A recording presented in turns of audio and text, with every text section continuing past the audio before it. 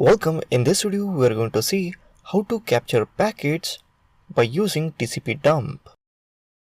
So let's start.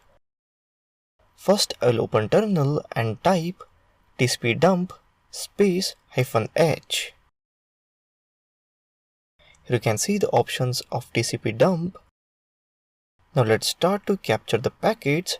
For that I will type tcpdump space -i eth0, that is interface, -w root /desktop/amit.pcap.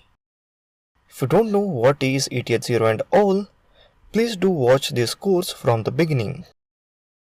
Here I am capturing traffic of my interface, that is eth0, and saving the captured file on desktop. Here you can see the packet capturing is started. Now I am going to visit any website to capture more packets. So now I am going to stop this. I'll press Ctrl+C. Here you can see there are total 1723 packets are captured. So now I will close the terminal. Here you can see on desktop captured file. Now let's open this. Right click on the file and select Open with Wireshark.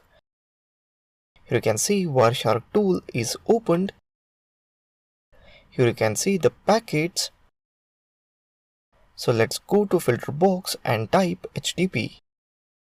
Here you can see HTTP packets are separated. You can even observe the website name which I had browsed. So that's how one can capture traffic by using tcpdump. So that's it in this video. Thank you for watching this video.